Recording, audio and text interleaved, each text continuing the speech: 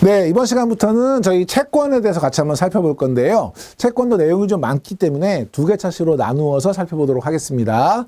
자, 채권 시장의 이해 첫 번째 시간, 먼저 살펴보실 것은 채권의 개념이에요.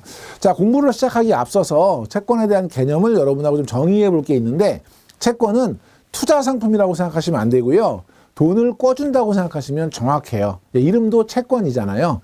만약에 친구가 야, 나 1억 원만 좀 꿔줘봐. 내가 1년 있다가 이자 5% 줄게. 딱 1년만 빌려줘. 제가 1억 원을 꿔주는 거예요.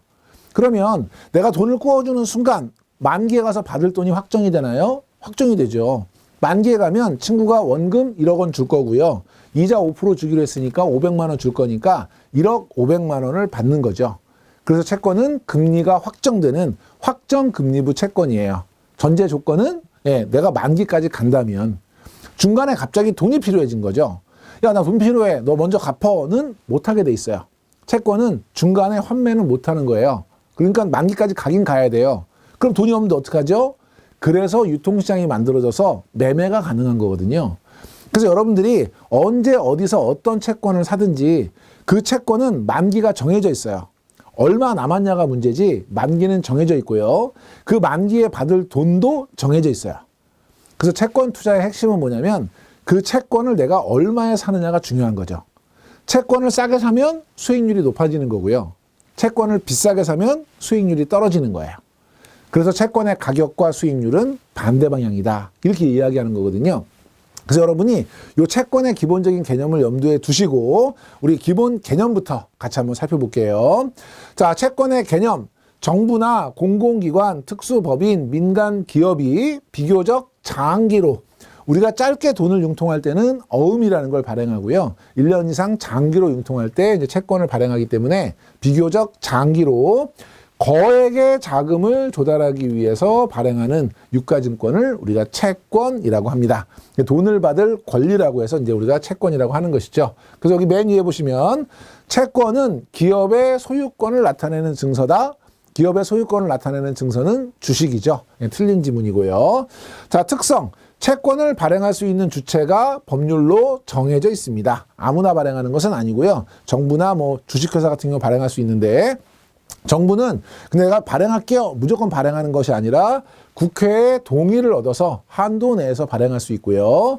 일반 기업 같은 경우는 돈을 꾸는 거니까 뭐가 중요하냐면 신용 등급이 중요해요. 그래서 신용 등급을 평가를 받아서 금융감독원에 증권신고서를 제출하고 발행을 할 수 있고요. 한도에는 특별한 제한은 두고 있지 않습니다.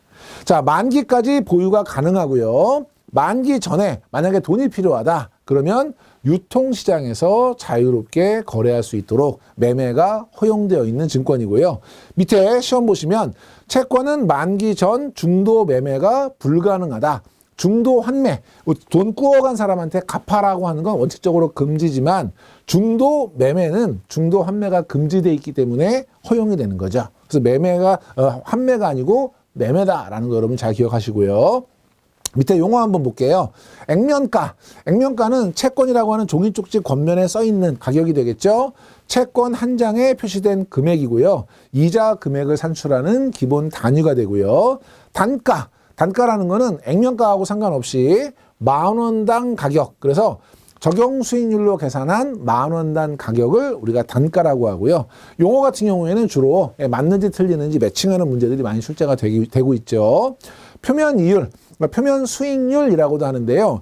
이 채권의 이율은 굉장히 여러 가지 수익률이 사용돼요. 나중에 이제 채권의 수익률 따로 공부하시겠지만 명확하게 구별하실 필요가 있고 특히 표면 이자율은 액면가 대비 이자율이에요.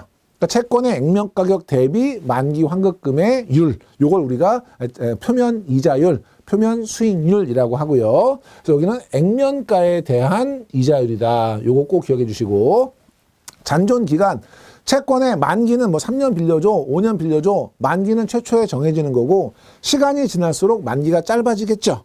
그러니까 3년짜리라도 1년 지났으면 2년짜리 채권인 거잖아요. 이렇게 만기는 3년이지만 1년 지나서 남아있는 만기가 2년이야. 이렇게 남아있는 만기를 잔존 만기라고 합니다. 그래서 매매일부터 만기일까지의 기간을 의미하고요. 만기 수익률은 만기까지 보유했을 때 수익의 원금 대비 수익률, 내가 요거를 샀으니까 지금부터 만기까지 간다면 오늘 내가 가격하고 만기에 받을 돈 어차피 정해져 있으니까 그 만기에 받을 돈과 내가 지불한 채권 가격과의 수익률, 요걸 우리가 만기 수익률이라고 하고요. 그때 발생되는 발행일부터 매매일까지 표면 이자율로 발생한 이자를 우리가 경과 이자라고 합니다. 그래서 시험 문제는 맨 밑에 보시는 것처럼 표면 이율은 채권이 유통시장에서 매매되면서 형성되는 수익률이다. 이걸 우리가 흔히 채권 수익률, 채권 유통 수익률, 채권 시장 수익률 이렇게 이야기하고요. 표면 수익률은 뭐였죠? 액면 가격 대비 수익률이다. 요거를 명확하게 기억해 주시면 되겠습니다. 자, 채권하고 주식의 차이점 매번 시험 문제 나옵니다. 그래서 여러분이 명확하게 구분하셔야 되는데 주식을 이미 공부하셨기 때문에 크게 어렵진 않을 거예요. 채권은 발행자가 정해져 있죠. 정부나 지자체나 특수법인이나 주식회사나 정해져 있고 주식은 주식회사가 발행하는 것이고요. 조달 형태는 채권은 남의 돈 꾸어오는 거죠. 그래서 대부증권이고요. 주식은 지분 출자를 하는 거예요. 출자증권이고요. 남의 돈을 꾸어왔으니까 채권은 타인 자본, 부채가 되는 것이고요. 주식은 자기 자본, 자본으로 계상하게 되죠. 채권은 존속기간, 만기가 정해져 있죠. 그러니까 한시적인 만기를 가지고 있는 증권이고요. 주식 같은 경우는 내가 매도하기 전까지는 만기라는 것이 따로 없는 거죠. 영구적 증권이고요. 조달 원금은 채권은 상환 의무를 가지죠. 갚아야 되는 거잖아요. 그러니까 만기 시에 원금이 상환이 되고요. 주식 같은 경우에는 상환 의무가 없다 그랬죠. 그래서 기업들이 가장 안정적으로 자금을 조달할 수 있는 수단이라고 말씀을 드렸고 채권 같은 경우는 가지고 있는 사람이 돈 받을 권리를 갖고 있는 사람이에요. 채권자가 되겠고요. 주식 같은 경우는 주주의 지위를 갖겠죠. 자, 채권을 갖고 있는 사람이 경영에 참여할 수 있나요? 돈만 꾸어준 것이지 경영에 참여하는 것은 불가능하고요.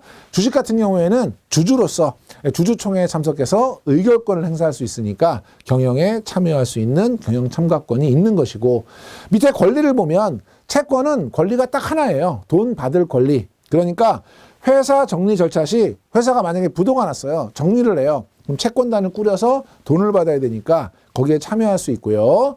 확정 이자를 이제 받을 수 있고 주식에 우선해서 자산을 분배받을 권리. 이게 결국은 원금을 돌려받는 것이고 만약에 부도가 나거나 했을 경우에는 주주보다 먼저 분배를 받을 수 있는 권리를 가지는 것이고 나머지 대부분 경영에 참여해서 의결권을 행사하거나 이익에 대한 배당금을 수취하거나 부도가 났을 때 자녀재산을 분배받거나 이런 대부분의 권리는 누구한테 있어요?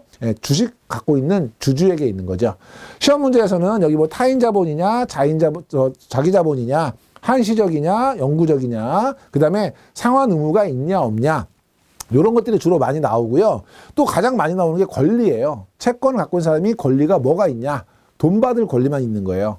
그러니까 채권자는 의결권을 가진다거나 경영 참가권이 있다거나 이런 지문들은 다 틀린 거예요. 맨 밑에 한번 볼게요. 주식과 채권은 재무제표상에 자기 자본으로 처리가 된다. 주식은 자기 자본으로 처리가 되지만 채권은 부채로 처리가 되고요. 채권은 출자 증권이다. 대부 증권이다. 그래서 다양한 형태로 비교하는 문제가 나고 있으니까 이 표는 여러분이 반드시 숙지해 주실 필요가 있을 것 같습니다. 자, 위에 또 문제가 하나 있네요. 채권과 주식은 기업에서 증권 소유자의 지위가 서로 동일하다. 채권은 채권자의 지위, 주식은 주주의 지위니까 서로 상이하죠.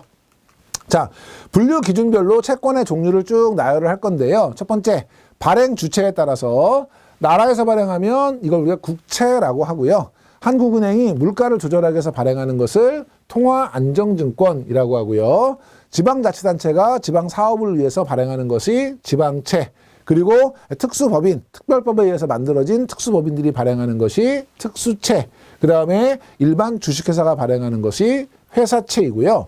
회사채 중에서 일반 기업과 금융기관은 신용도라든지 공신력이라든지 이런 것들이 금융기관이 훨씬 높지요. 그래서 금융기관은 회사채이지만 별도로 띄어서 금융채라고 이제 별도의 항목으로 분류하기도 합니다. 그래서 특수채 하나고요. 은행채, 카드채, 증권채 이런 식으로 업종별로 분류하기도 한다. 기억해 주시고 시험에 제일 많이 나오는 건 이자 지급에 따른 거죠. 이표채. 이 표체는 이자, 이자, 표, 표자. 그래서 채권에 이자를 받을 수 있는 표, 이 표가 붙어 있는 거예요. 영어로는 쿠폰이에요. 그럼 예를 들면 분기 이 표체다. 그러면 1년치 이자를 분기에 한 번씩 이 표를 떼다가 주면 받을 수 있는. 그러니까 이 표 주기에 따라서 이자를 중간에 주는 채권을 우리가 이 표체라고 합니다. 그래서 일정 기간마다 이자를 지급하는 채권. 그래서 국고채, 회사채, 금융채. 우리 지금 시중에서 유통되고 있는 대부분의 채권은 이 표체라고 보시면 될 것 같고요. 할인채. 할인채는 처음에 이자율을 정하죠. 표면 이자율이 정해져 있잖아요. 그러면 그 표면 이자에 해당하는 그 이자만큼을 미리 띄고 그 가격으로 사는 거예요. 깎아서 사는 거죠. 예를 들면 1,000만 원짜리인데 이자가 5%다. 그러면 1년 이자가 얼마인 거예요? 1,000만 원에 5%면 지금 500만 원인 거죠. 500만 원, 50만 원, 50만 원. 그러면 1,000만 원짜리 채권을 50만 원 이자 띄고 950만 원에 사고요. 나중에 만기에 가서 그 채권 주면 1,000만 원을 받는 거예요. 그러니까 선이자를 50만 원 띄고 가는 거죠. 이런 식으로 그 이자만큼을 차감해서 발행하는 채권이 할인채고요. 통한채라든지 산업금융채라든지 주로 만기가 짧은 이런 채권들이 할인채로 많이 발행이 되고요. 복리채. 복리채는 액면 가격으로 사는데 이자를 이 표채처럼 중간에 주는 것도 아니고 할인채처럼 미리 깎아주는 것도 아니고 복리로 이자를 막 불려가지고 만기에 한꺼번에 받는 이런 채권이 복리채예요. 그러니까 복리 이자를 만기에 지급하는 채권입니다. 국민주택 채권이라든지 지역개발공채 같은 것들이 복리채고요. 요건 여러분이 모두 기억하셔야 되냐면 뒤에 채권의 종류도 가끔 섞어서 문제 지문에 나오기도 합니다. 그래서 어떤 것이 어떤 채권에 해당하는지도 기억을 해주시고 제일 중요한 건 개념이 중요한 거고요. 이 표채만 중간에 이자가 나오고 나머지 채권들은 중간에 이자가 없죠. 할인채는 깎아서 나중에 원금 받고 복리채는 중간에 이자 없다가 만기에 한꺼번에 다 받고 그것도 여러분이 같이 정리하시고 신용 등급에 따라서 우리 채권 같은 경우는 트리플 A부터 D까지 총 18개의 신용 등급을 분류해요. 그래서 투자 등급이 있고요. 투자하기에 적절한 등급과 이거는 투자로서는 좀 적절하지 않다. 신용이 낮다. 투기 등급을 분류합니다. 그래서 투자 적격 등급은 트리플 A부터 트리플 B까지를 우리가 투자 적격 등급으로 하고 있고요. 세부적인 신용 등급까지는 모르시더라도 투자 등급이 어디까지다는 기억을 좀 해주시고 투자 부적격 등급은 트리플 B 아래 더블 B부터 투자 부적격 등급이 되고요. 특히나 신용 등급이 아주 낮아서 수익은 높지만 위험이 굉장히 큰 이런 채권들을 우리가 정크본드, 쓰레기 본드라고 합니다. 요거는 용어만 기억해 주시고 밑에 보시면 발행 주체의 신용 등급이 투자 부적격이면 채권을 발행할 수 없다. 채권을 발행할 수 있고요. 경우에 따라서는 리스크를 떠안고 높은 수익을 얻기 위해서 정크본드에 투자하는 경우도 있죠. 그래서 여러분이 이런 지문도 같이 눈여겨서 봐주시면 되겠습니다. 자, 다음에 우리 이제 분류 기준별 채권의 종류에서 만기에 따른 분류 한번 볼게요. 만기는요, 단기채, 중기채, 장기채예요. 제일 중요한 건 뭐예요? 기간이겠죠. 단기채는 1년 이하를 단기채라고 하고요. 장기채는 5년 이상을 장기채라고 하고 1년에서 5년인 것을 중기채라고 해요. 시험 문제에는 이 장기채 5년을 10년 이상으로 많이 내겠죠. 여러분이 5년이라는 거 꼭 기억해 주시고 통화안정증권이 대부분 짧은 만기의 단기채고요. 중기채는 국고채, 외평채, 외국환 평형기금 채권이라는 건데요. 외평채, 회사채, 그 다음에 국민주택 채권, 도시철도 채권 같은 것들이 주로 장기채로 발행이 됩니다. 위에 보시면 국고 채권은 장기채로 분류할 수 있다. 이런 문제들이 가끔 나오거든요. 그렇기 때문에 여러분이 각각의 채권들이 어디에 해당하는지도 자꾸 눈여겨서 좀 보시면서 익숙하게 좀 기억해 주시는 게 좋을 것 같고요. 실명 확인 가능 여부에 따라서 기명식이냐 무기명식이냐 이렇게 구분합니다. 그래서 채권 겉면에 이름이 기재되어 있느냐 그렇지 않느냐 우리나라 같은 경우는 한국예탁결제원에 예탁해서 운영하는 그 방식을 채택하고 있죠. 그렇기 때문에 겉면에 써있지 않지만 기명식 채권이고요. 정책적 목적에 따라서 무기명식으로 발행하는 우리 묻지마 채권 뭐 이런 거 있잖아요. 그래서 무기명식으로 발행하는 경우도 있기 때문에 분류를 하는 것이고요. 밑에 보면 금융실명제 실시로 인해서 무기명식 채권은 발행되지 않는다. 요건 틀린 지문이죠. 발행되는 경우도 있다. 기억해 주시고 밑에 이자 변동 여부에 따라서 고정적인 이자가 지급되면 고정금리부 채권, 대부분의 채권은 이제 고정금리부고요. 변동금리부 채권이라는 것도 있어요. 이거 이제 플로팅 레이트 노트에서 FRN이라고 하는데 얘는 뭐냐면 금리가 채권에 대한 이자율이 변동하는 거예요. 어떻게 하면 변동하죠? 예를 들면 채권을 내가 1년에 5% 줄게요. 이렇게 이자 결정하는 것이 아니고 CD 플러스 1% 드릴게요. 이렇게 결정하는 거죠. 그러면 CD, 우리 양도성 예금 증서의 금리가 변동하잖아요.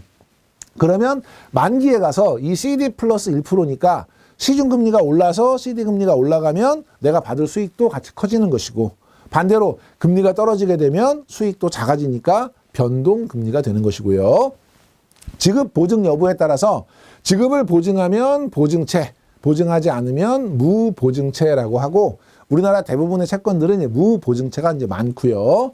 후순위채는 채권 중에서 나중에 이제 부도가 나거나 했을 때 자녀재산을 분배받을 때 분배받는 순서가 가장 마지막이다. 그래서 우리가 후순위 채권이라고 그래요. 변제 순위가 가장 마지막인 그래도 아무리 마지막이라도 주주보다는 먼저 받는 거죠. 그러니까 주주 바로 앞에 채권자 맨 뒤에 그래서 주식과 채권의 중간적인 위치에 있다라고 표현을 하는 것이고요. 금융기관들이 자본을 확충하는 수단으로 많이 발행을 합니다. 그래서 여러분이 후순위채는 개념, 얘는 누구냐라고 하는 것과 또 하나는 후순위채는 주식보다 변제 순위가 뒤에 있는 채권이다. 틀린 거죠. 후순위채라 하더라도 채권이기 때문에 주식보다는 앞서는 거예요. 그런 지문들 여러분이 챙겨서 잘 기억해 주시면 되겠습니다. 자, 다음에 우리 합성채권인데요. 요 채권들은 뭐냐면 합성채권이니까 글자 그대로 성격이 다른 두 개를 합성한 거예요. 주로 이제 주식과 합성되어 있는 채권들입니다. 개념을 먼저 설명드리고 나중에 뒤에 이제 비교표가 나오면 그때 좀 정리를 좀 해볼게요.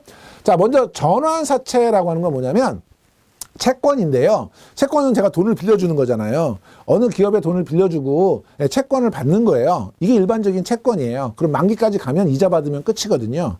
근데 이 전환사채는 뭐냐면 돈을 빌려주세요. 그리고 우리 주식이 가격이 지금 얼마인데 예를 들면 2만 원인데 만약에 2만 5천 원이 되면 채권 갖고 오시면 제가 우리 회사 주식으로 바꿔줄게요.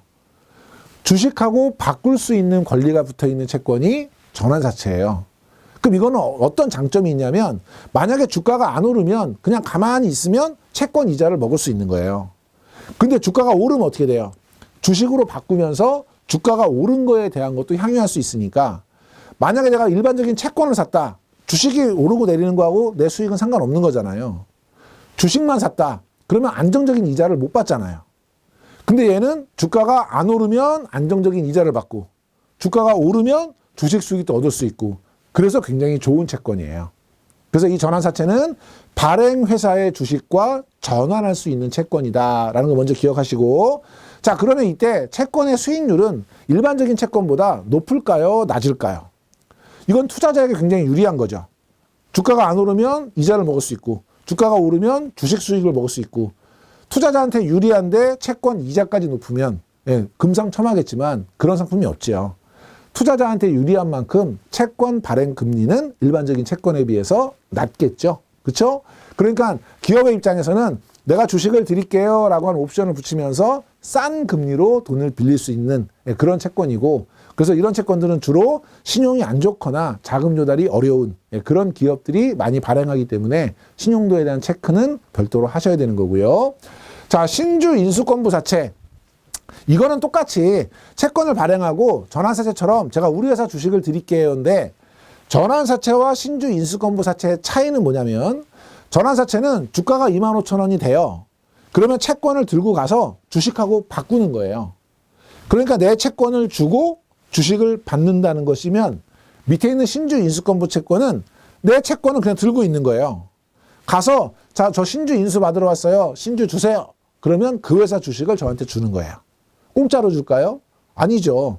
아까 전환사채는 채권하고 바꾸니까 공짜로 바꾸지만 신주 인수권부 사채는 채권은 가지고 있고 주식을 추가로 받는 거니까 대금은 내야 되는 거예요.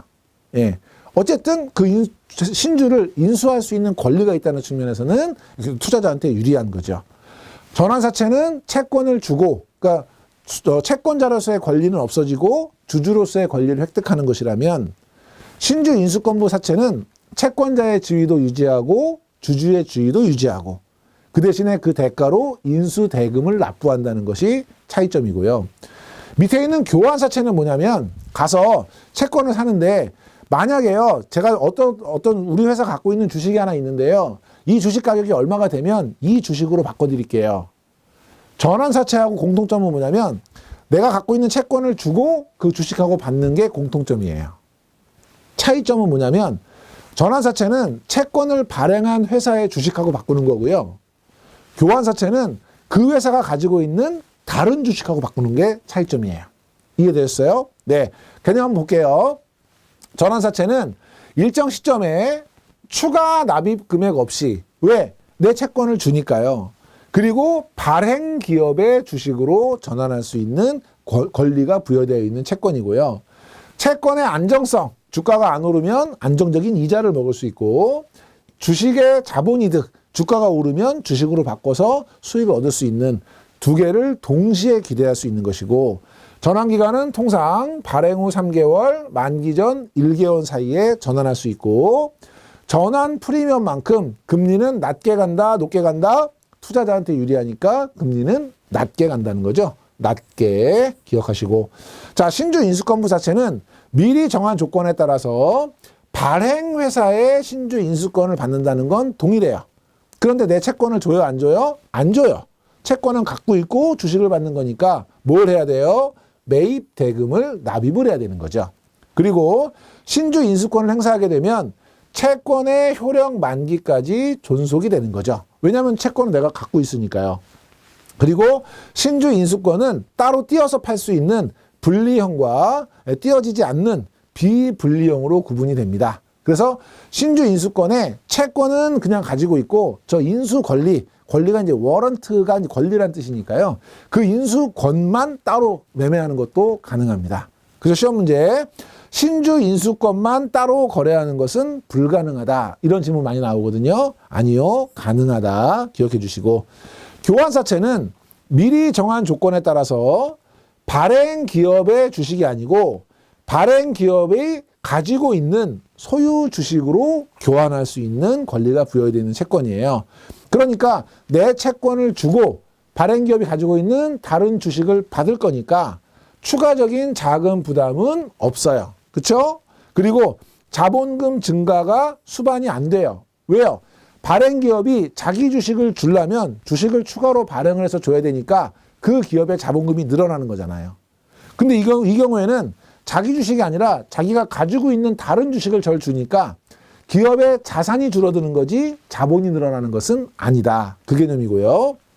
발행 이율은 보통 사채권보다 역시 투자자에게 유리하니까 낮게 책정이 되겠죠. 그래서 이 개념 기억하시고 밑에 자주 나오는 질문 한번 볼게요.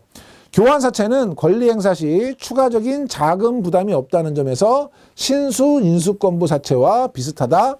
신주 인수권부 사채는 돈을 내야 되죠. 매입 대금을 납부해야 되기 때문에 틀린 거고요. 교환사채 소유자는 교환권을 행사하면 채권 발행회사의 주주가 된다. 채권 발행회사의 주식을 받는 게 아니라 그 회사가 가지고 있는 다른 회사의 주식을 받는 거잖아요. 그러니까 주주가 되는 것은 아니죠. 교환권을 행사하면 전환사채와 동일하게 자본금의 증가가 수반된다.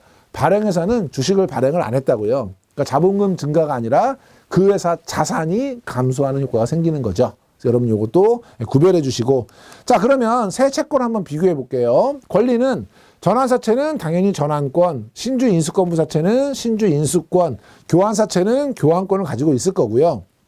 대상 증권을 보시면 전환사채하고 신주 인수권부 사채는 그 회사의 주식이에요. 그래서 자본금이 늘어나는 거예요.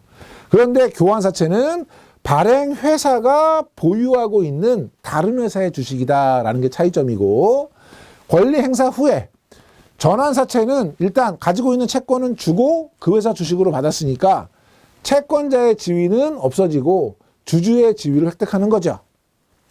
신주 인수권부 사채는 채권도 갖고 있고 주식도 갖고 있으니까 채권자의 지위가 유지되면서 주주지위를 획득하는 거예요. 그런데 교환사채는 채권을 주고 다른 회사의 주식을 받았죠. 그러니까 채권자의 지위는 상실되고 다른 회사의 주주권을 획득하는 거죠. 그렇죠. 그 차이가 있는 거고, 가격은 뭐 전환 가격, 신주 인수권 행사 가격, 교환 가격 똑같고요. 추가 자금이 있죠. 전환 사채하고 교환 사채는 내 채권을 주고 바꾸기 때문에 돈을 안 내죠. 그런데 신주 인수권부 사채는 인수대금을 낸다는 것이 차이점이고요. 자, 전환 사채 한번 볼게요. 내가 채권을 갖고 있으니까 채권자로서 지위를 갖고 있는 거고요. 그 회사 입장에서는 부채가 있었던 거죠. 근데 제가 채권하고 주식하고 바꿨으니까요. 부채는 없어졌죠. 채권 회수했으니까. 근데 주식 발행해서 저 줬으니까 자본은 증가했어요. 자산은 변동된 게 없죠. 돈 들어온 것도 없고 뭐 나간 게 없으니까 자산은 변동이 없어요. 신주 인수권부 자체는 채권을 발행했는데 그 채권은 내가 그냥 갖고 있죠. 그러니까 부채는 변동이 없어요. 그런데 돈을 받고 주식을 팔았죠. 신주를 주식 돈 받고 준 거잖아요. 그러면 신주를 발행했으니까 자본이 늘었고 돈을 받았으니까 자산이 늘었고, 교환사채의 경우에는 얘는 지금 채권 발행했던 거 회수했으니까 부채는 감소했죠. 그리고 내가 갖고 있던 다른 주식을 줬으니까 자산은 감소했어요. 그런데 주식은 신주를 발행한 게 없으니까 자본금은 변동이 없는 이런 개념이에요. 개념 이해하시고, 교환권을 행사하면 채권을 발행한 회사의 실질 재산은 늘어난다. 교환권이라고 하는 건 채권을 발행한 그 회사가 채권을 회수하면서 가지고 있는 다른 주식을 줬으니까 실질 재산이 늘어나는 것이 아니라 실질 재산이 감소하겠죠. 그렇죠. 그래서 이거는 개념적으로 틀린 지문이다. 정리해 주시고요. 자, 채권 시장은 채권을 발행하는 발행 시장하고 채권이 유통되는 유통 시장하고 두 개로 구분이 되고요. 주식하고 비슷하죠. 발행 시장은 채권을 발행해서 투자자로부터 자금을 공급받는 1차 시장이고요. 발행자는 발행자는 아까 채권을 발행할 수 있는 국가라든지 지방자치단체라든지 특수법인이라든지 주식회사가 되겠죠. 발행자, 투자자, 그리고 그 가운데서 그 업무를 중개하는 증권회사, 중개기관으로 구성이 되고요. 국고채 같은 경우에는 국고채 전문 딜러라는 것이 있어서 그 딜러 간의 경쟁 입찰을 통해서 발행을 하고 있다. 참고로 보시면 될 것 같고요. 유통시장이 이제 시험에 많이 나오겠죠. 자, 첫째, 이미 발행된 채권이 매매되는 2차 시장이고요. 공정한 시장 가격 형성과 유동성, 환금성을 제고하는 기능. 요거는 일반적인 다른 시장과 비슷하죠. 세 번째 게 중요합니다. 주식시장과 다르게 얘는 장외 거래가 큰 비중을 차지한다. 이게 시험에 아주 많이 나옵니다.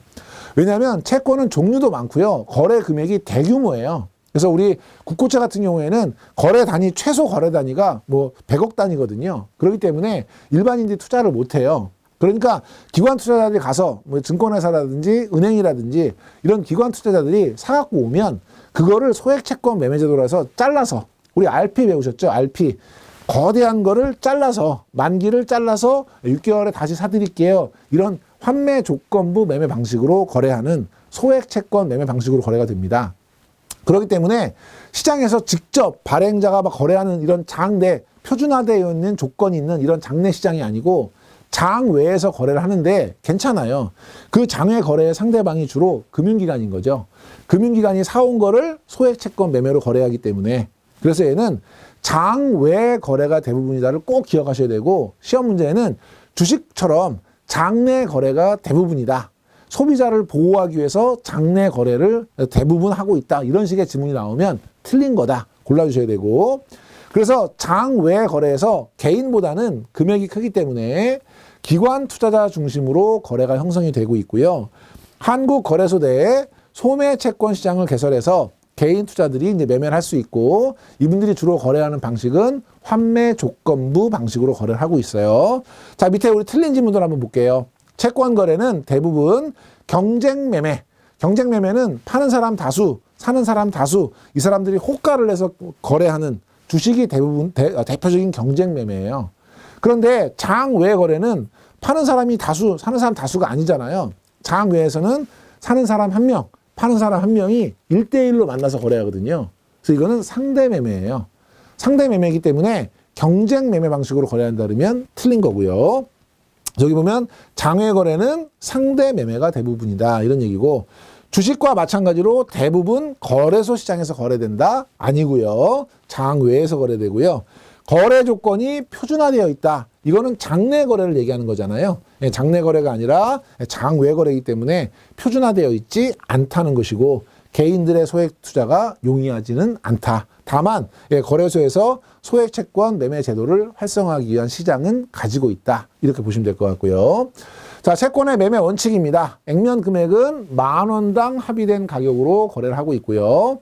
매매 방식은 거래가 비표준화돼 있어요. 왜 비표준화돼 있어요? 장 외에서 거래가 되기 때문에. 그래서 개인의 소액 거래가 곤란한 것이 일반적이고, 두 번째, 개인들의 채권 투자는 증권회사가 보유하고 있는 채권을 환매 조건부 방식, RP 방식으로 거래하는 것이 일반적이고, 미리 약정된 금리에 의한 자금 대차 거래에 채권이 담보 역할을 하기도 하고, 채권 부도 시 종목 교체를 통해서 매수자에게 책임을 부담시키지 않는 것이 일반적이다. 증권회사랑 거래를 했는데 그 채권이 만약에 부도가 났다. 소액이기 때문에 이런 경우에는 교체를 한다는 거죠. 종목 교체를 해서 그 부담을 매수자가 직접 떠안지 않도록 하는 게 일반적입니다. 시험에는 표준화돼 있다. 장내 거래가 대부분이다. 아니다. 비표준화돼 있고 장외 거래가 대부분이다. 이게 시험에 가장 많이 나옵니다. 자, 이렇게 해서 이번 시간에는 저희가 이제 채권 시장의 이해 첫 번째 시간 살펴봤고요. 다음 시간에 채권 시장의 이해 두 번째 시간 계속해서 알아보도록 하겠습니다. 이번 시간에 강의 들으시느라고 수고 많이 하셨습니다.